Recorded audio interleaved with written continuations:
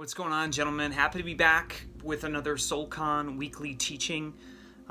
Super excited. I'm always excited, though. I guess that's kind of my curse. Pretty pumped up about the Bible, about the Word, about what God's trying to communicate to His people. So, I don't know about you guys, but I don't know how your wives' situational awareness or directions are, but my wife is extremely directionally challenged. She wouldn't mind me telling you, she would tell you herself, but she's still operating on like farmer directions. You know what I'm talking about? Back in the day, guys around my age, anywhere between, I don't know, like 30 and 40, you guys used to use farmer directions, right? You talk to somebody, say, well, go down the road about 2-3 miles, look for the big oak tree, hang a right. Another 2.5 miles, on your left-hand side, you'll see a big rock with moss on it. You want to make a left turn there. Not a right turn, a left turn onto that one. So those are farmer directions. I'm originally from Wisconsin, so those were the directions we used to get around. We didn't have Google, we didn't have any of that. And I don't know about you, but I have found myself being so certain at times about where I'm at, and then finding out later on that I'm way off base, that I'm completely lost, and that I really do need to retrace my steps back to where I was before. So that's kind of what we're going to cover today. I guess we're going to be in Matthew chapter 15, verse 11 is where we're going to pick it up. So if you got a Bible, go ahead and grab it. I'm going to start reading right here. This is Jesus. Jesus continues, "There was a man who had 2 sons. The younger one said to his father, 'Father, give me the share of the estate.' So he divided his property between them." Isn't that weird? It's always the younger one, right? It's always that one. It's always that one kid that's just like, "Dad, die already because I want my inheritance from you." And I don't know about you guys, but if my kid ever said that to me, I'd be like, "All right, kid, hit the bricks, like you're done." But this father is loving, and he divides, at that time, he divides the property between his eldest son and his youngest son. Pick it up in verse 13. So not long after that, the younger son got together all that he had and set off in a distant country where he had squandered his wealth in wild living. Go ahead and stop right there. So it says here, not long after that. A lot of the Bible translations will say within a few days. Within a few days, this kid got his stuff together and set off for a distant country. So he left his current country to go to another country and squandered his wealth, spent his wealth on wild living. If you look up wild living, it just means that he thoroughly distributed all of the wealth in the manner in which he was living. Verse 14, it says, After he had spent everything, there was a severe famine in the country, and he began to be in need. Okay, so when they say in need, we're not talking about like, oh, I don't have enough to get gas. We're talking about, I can't put clothes on my body, and I can't feed myself. I can't survive. I can't live. I need food. Okay, I just want to make that clear in there. So verse 15, so he went and hired himself out to a citizen of that country, who sent him to his fields to feed the pigs. Keep in mind, Jesus is talking to a specifically within Luke, he's talking to a group of Jewish people. So he's got a Jewish audience. He's highlighting the fact that this individual left his country and now he's working to feed pigs, an unclean animal, something they're supposed to avoid. Verse 16, he longed to fill his stomach with the pods that the pigs were eating, but no one gave him anything. So he has this moment when he's sitting there, he's seeing what the pigs are eating, he's already around the unclean animals, he's done everything unclean already, now he's longing for the very food and substance that this unclean animal is eating. Now we all know that pigs are pretty gross creatures. I don't know if you've ever been around a pig pen before, but they give off a very pungent smell. They don't care if they urinate or defecate on their food, they're going to continue to eat it anyway. They slop it in with the mud, and all of this is happening in front of him, and he's looking at it thinking, I wish I could fill my stomach with that. And that's when it happens. That's when he has that moment. Verse 17.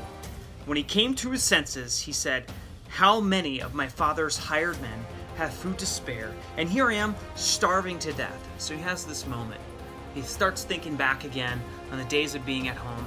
This isn't even the landowners, this is even dad and the sons. He's talking about the hired servants, how they not only have enough food daily, but they have extra to spare. So there's more than enough there. There's more than enough that's being handed out. And he says, I'm starving to death. I will set out and go back to my father and say to him, Father, I have sinned against heaven and against you. I am no longer worthy to be called your son. Make me like one of your hired men. So he got up and went to his father, right? So we've all been there before. We've screwed up. We're getting ready to drive home. It's a long drive home. We're in our head. We're rehashing the story we're going to tell our wife, that we're going to tell our parents, that we're going to tell whoever's at home waiting for us, the person that we've offended, like, okay, well, this is my plan. I'm going to apologize for this, and then I'm going to offer something. And he's going through this plan in his head. He's rehearsing it in his head. Remember, this was a long trip. He left his country to go to another country to squander the wealth and spend the wealth in wild living. So this is a long trip. He gets himself together, comes up with this plan in his mind, and begins to head back to his dad. But while he was still a long way off, his father saw him and was filled with compassion for him. He ran to his son and threw his arms around him and kissed him. Okay, so dad sees him, says, hey, oh my gosh, here he comes. He runs out there, he throws his arms around him, starts kissing his son. The son speaks up in verse 21 and says, the son says to him, Father, I have sinned against heaven, and I have sinned against you. I am no longer worthy to be called your son. But the father said to his servants, quick, bring the best robe and put it on him. Put a ring on his finger and sandals on his feet. Bring the fattened calf and kill it. Let's have a feast and celebrate. For this son of mine was dead and is alive again. He was lost and is found. So they began to celebrate. I love that part. The kid launches into his plan of attack. He's like, all right, I need to apologize. Dad, I've sinned against heaven and I've sinned against you. Like, I know how big my sins are. I understand how bad this is. And he's getting ready to start speaking into the second half. Like, this is what I'm going to do to make it right. This is what I need from you. And the father cuts him off, and he yells to the servants and tells the servants, quick, bring some clothes for my kid. Let's get a celebration started. He's lost, but now he's present, now he's here, and it's time to celebrate. Take him into the house, and the celebration begins. Verse 25 says, meanwhile, the older son was in the field working like the younger son should have been doing. And when he came near the house, he heard the music and the dancing. So obviously they've got everybody organized. They went out, got people, had them come in. They got everything set up. Food's cooking. The celebration, you smell it. You hear the sound of celebration out in the distance. You hear all of this stuff going on. And the older son comes in and he starts to ask questions. He calls to one of the servants in verse 26 and asks him, what's going on? The servant says, your brother has come home and your father has killed the fattened calf because he has him back safe and sound. Okay, so I want to point out a grammatical thing here real quick too. The word the fattened calf, there's a definitive article there, which means this calf was set apart for a specific importance, a specific reason. So they took this sanctified animal and they sacrificed it because this son has returned home with nothing left of his inheritance and pleading to be a hired man within the house. Verse 28, the older brother became angry and refused to go in. So his father went out and pleaded with him. But he answered the father, look, all these years I have been slaving for you and never disobeyed your orders, yet you never gave me even a young goat so I could celebrate with my friends. But when this son of yours, who has squandered your property with prostitutes, comes home, you killed the fattened calf for him. Wow, listen to the words, right? This son of yours, it kind of reminds me of Adam in the garden. When he gets caught, he's busted because he didn't do his job, and him and Eve ate from the tree. And God says, what have you done? He said, the woman you gave me was deceived by the serpent and made me eat. Okay, so there's this accusation in the older son's voice, like, your son, this is your son. You know, when your kids screw up, you always tell your wife, well, your son did this today, right? I do the same thing. So that accusation was placed on the father, is put on him. In verse 31, it says, my son, the father says, you are always with me, and everything I have is yours. But we had to celebrate and be glad because this brother of yours was dead and is alive again. He is lost and is found. Wow. That's powerful, right? So he takes the son outside, he meets with him out there and says, look, this is your brother too. And your brother was lost, and he was dead, and he's come home now, and he's had new life breathed into him. He's now found. He's home, and we have to celebrate this. Now, it doesn't say whether or not the older son got on board with the father's rebuke or not, but this story is really an indication of us. We're one of these two people on that maturity line. We're either that individual that's running away from God to squander whatever freedom God has given us in sinful living, in pornography, in drinking, in extramarital affairs, whatever it is. That's us. We're running from God. We're running out of the grace of God, right? And we're going to a distant land away from everything else to try to do what it is we think we're allowed to do or what we should do or what feels good. If it feels good, do it, right? Or we're the older son who's been faithful, who's been serving in ministry, and they see this wretched younger son come home with all of this sin and shame and a wake and trail of debris in his life, and he's welcomed into the church and welcomed into God, and it's hard for us not to get bitter. It's hard for us not to say, well, whatever, I'm going to go sin anyway, since God is just going to do the same thing to him as he would for me.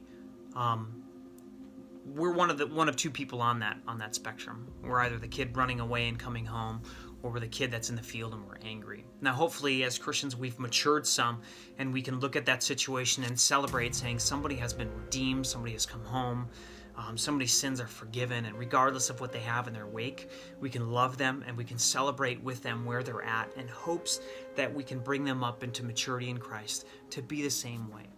But no doubt you've read this story before, and you've missed probably the most powerful point of this. You've read it 100 times, and you've glazed right over this phrase. I guarantee it.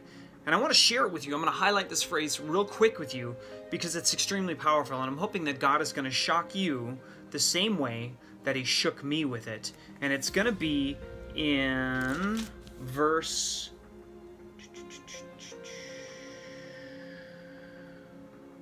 20. Okay, so start in verse 20 there. We'll read the first section of it. It is, so he got up and went to his father, period, right? Next statement. But while he was still a long way off, stop. It's right there. But while he was still a long way off. So this kid is way the heck out there, and he's making his approach to the kingdom. He's making his approach to the Father. His father saw him and was filled with compassion for him. His father was looking for him. He wasn't going about his business and ignoring the fact that he had lost a son. No, he's not. He was looking for his son. He was watchful. He was waiting. Look, if you are that Christian that's living in sin, like me, I'm in sin all the time. I'm always doing things I shouldn't be doing, okay? I want you to be reminded that God has not forgotten about you. He's not ignoring you. In fact, he's waiting at the kingdom gates for you, for that brother at work that you've been praying for the one that's not living the way they should be. He's waiting for them to turn and start making their way back. God doesn't wait until you get to the gates. He doesn't wait till you get to the front of the building and then let you in and embrace you. No, he rushes out to you, throws his arms around you and begins to kiss you. He calls to his servants who have been faithful to bring clothing and clothe you, to put a ring of royalty, a significance upon your finger, to put shoes on your feet. God is looking even while you're still a long way off. I don't want you to go through one more day as a Christian who's in sin thinking, what am I doing? I can never return home. Because Jesus was telling this parable right here to the Jewish people, saying the kingdom of heaven is like this. A man who had two sons, and one ran away and came back, and I was waiting for him, and I saw him coming, and I restored him back to the man he was before, regardless of what anyone else thought. I restored him because I am the Lord, and I choose to do what I choose to do. And if that's you, if you're living like that, if there's something going on in your life like that, come back. The Lord is looking for you. He's waiting for you. He's seeking you, and he's got a fattened calf. He has the fattened calf set aside, that sacrifice waiting to celebrate with you in your new birth, maybe your rebirth of your faith, and entrance back into the family. Don't let the evil one tell you that you cannot be home. Don't let the wicked one tell you that you cannot return back to the Father. The Father said you could, and the Father is waiting. So the glory of the Lord and the hope of the nations, stay the course. Come home.